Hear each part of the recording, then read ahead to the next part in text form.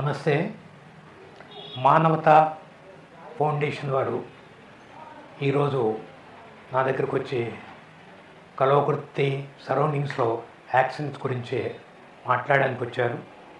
పుట్టడం గిట్టడం కొరకే అని చెప్పి ఓ నానుడు ఉంటుంది మన దగ్గర. అయితే పుట్టిన తర్వాత పండుగ ఏందా అనుకుంటే రాడిపోతే బాధ అనిపించదు. అలాగే ఏదైనా జబ్బు వచ్చి డాక్టర్ ట్రీట్మెంట్ అయిన తర్వాత కూడా ప్రాణం పోతే కొంత బాధ అనిపిస్తుంది.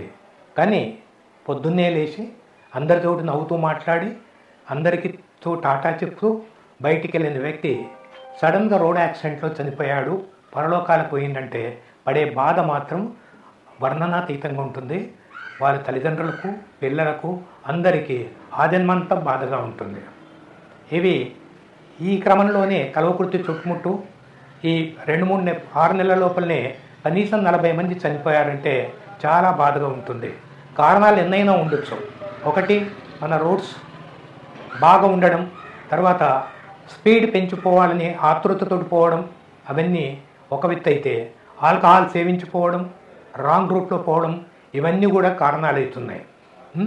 ఇవన్నిటిని మనం సరిదిద్దుకోవాలా అనుకుంటే మనం సమాజం లోపల సామాజికంగా మనం కొంత పబ్లిక్ లోపల దృక్పథం చేంజ్ చేయాలనే భావంతో ఈ మానవతా ఫౌండేషన్ వాళ్ళు వచ్చారు.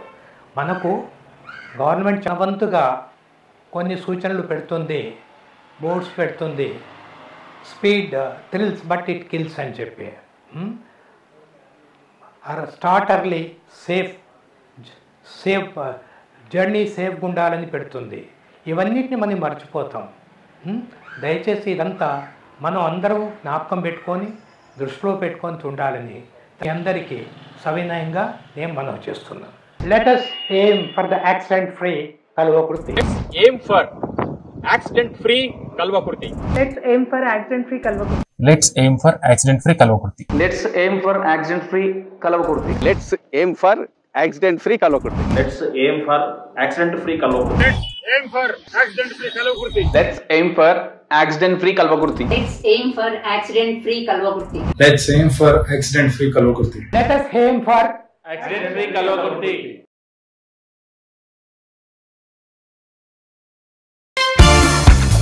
మీరు చూస్తున్నది మీ టీవీ న్యూస్.